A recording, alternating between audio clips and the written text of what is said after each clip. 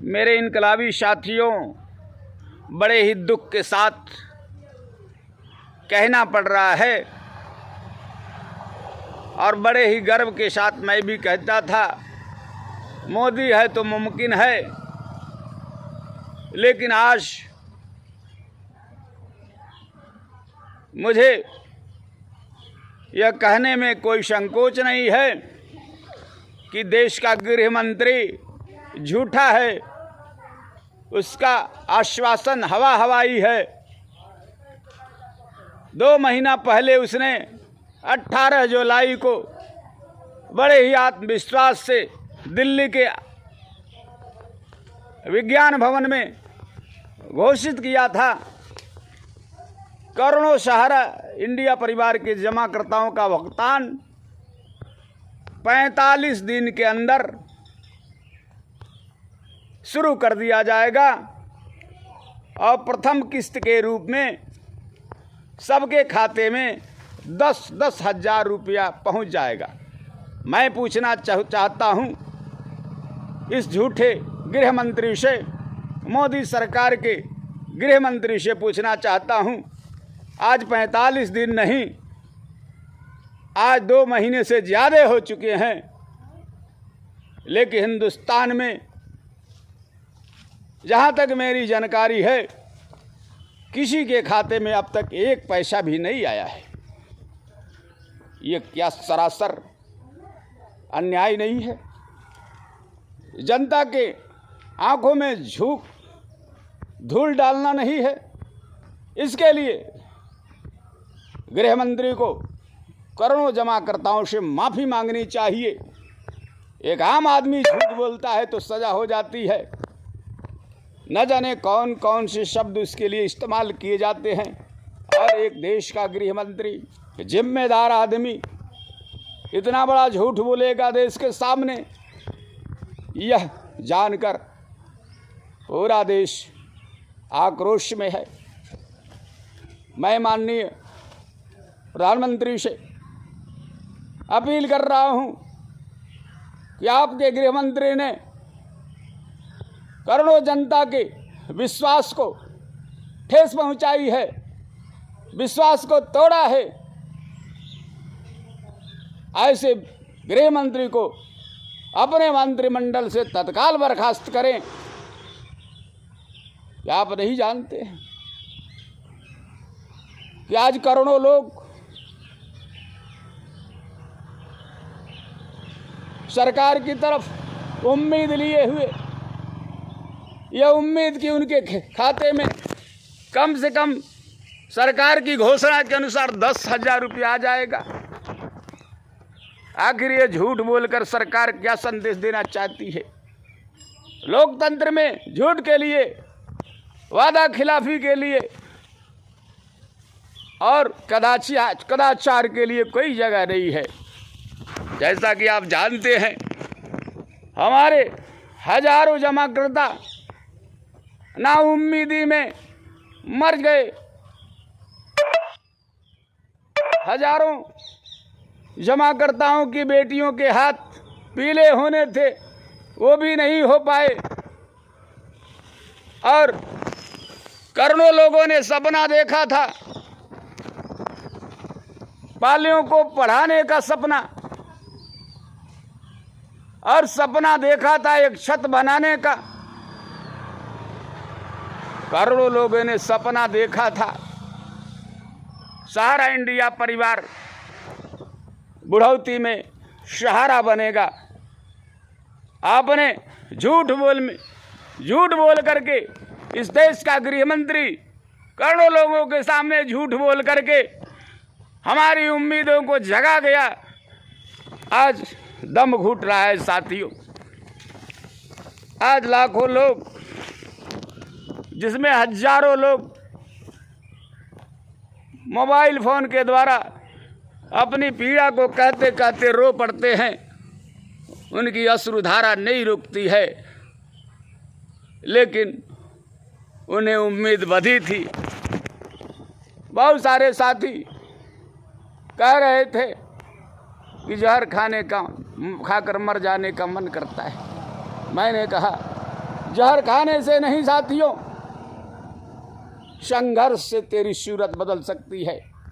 तो मैं कहना चाहता हूं, करोड़ों जमा करता हूं, अगर तुम मर्द हो, अगर तुम में स्वाभिमान बचा है, ठीक है सरकार झूठी है, झूठों की सरकार है, लेकिन आपका पैसा तो सही है, आपने जमा किया है, आपके कर की कमाई है, पसीने की कमाई है। और जो जनता अपना हक लेना नहीं जानती है, वह जनता कहलाने की हकदार नहीं है।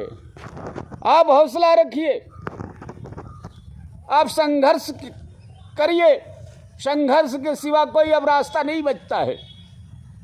आप करोड़ों की संख्या में हैं, मन बना लीजिए, शिव संकल्प कर लीजिए। और जब आदमी संकल्प कर लेता है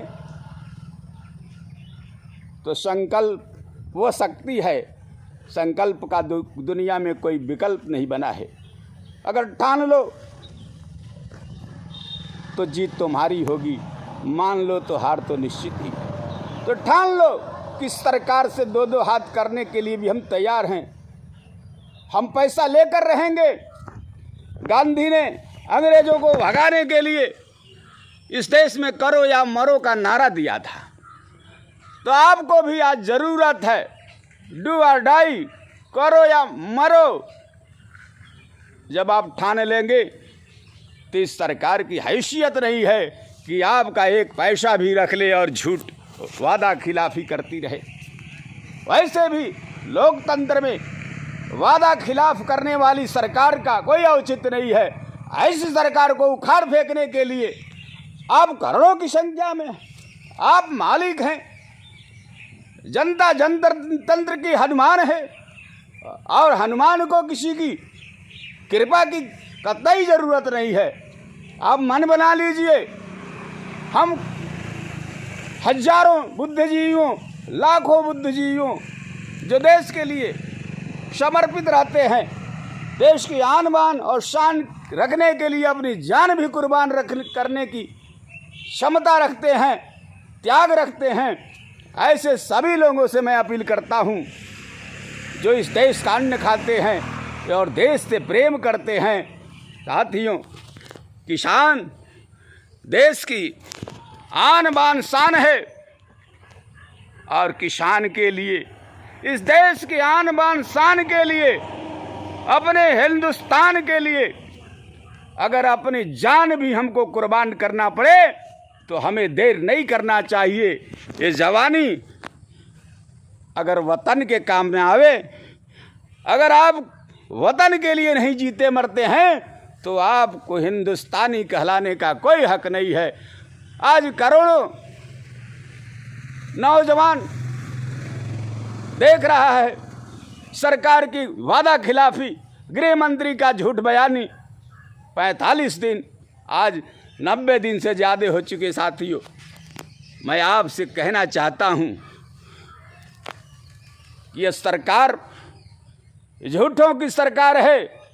अब यह कहने की, प्रमाण देने की बात नहीं है साथियों। आपके सामने ये सब ठगी हो रहा है। साथियों, आप कैसे बर्दाश्त करते हो? मैं सभी लोगों से, सभी बुद्धिजीवियों से जो देश के लिए अब्दुल हमीद बन सकते हैं, भगत सिंह बन सकते हैं, वतन के लिए मर सकते हैं, ऐसे नौजवानों से जिनके खून में, जिनके रगों में खून है, जो देश के लिए जीते मरते हैं, जज्बा रखते हैं मरने जीने का, ऐसे लोगों को मैं आह्वान करता हूं, आप आइए और करोड़ों लोगों की कमान को संभाल लीजिए और इस सरकार को बता दीजिए कि जनता का हक गिड़गिड़ाने से नहीं मिलता है। हक जब मिलता है तो हौसले से, हर हौसले से मिलता है और उस हौसले के लिए अपनी जान को भी कुर्बान करना पड़ता है। साथियों, मैं आपसे, बुद्धिजीवियों से, अखबार वालों से मैंने लिखा है, सच को सच 100 बार लिखता हूँ। मैं आईना हूँ, अखबार लिखता हूँ। ऐ अखबार लिखने वालों, आप कहाँ मर गए हो? अरे चैनल वालों, कहाँ चले गए हो? क्या तुम्हारा हक नहीं बनता है? तुम्हारा ये जिम्मेदारी नहीं बनता है कि करोड़ों लोगों को जो सब सपने देखे थे, सारे सपने टूट चुके हैं, अपने रूठ चुके हैं, क्या क्या उन पर बीत रही है, उनका संबल बनना आपका ये दायित्व तो नहीं है? अगर मैं सच कह रहा हूँ तो अब देर की ज़रूरत नहीं है। ज़रूरत पड़े तो आप सड़क पर आइए, हिसाब हो जाएगा, आर पार का हिसाब होना चाहिए। अब जो भी होगा आर पार का होगा, अंजाम ऊपर वाले पे छोड़ करके अपने हक के लिए आगे आओ। इन्हीं शब्दों के साथ जय हिंद, जय भारत, जय महात्मा गांधी।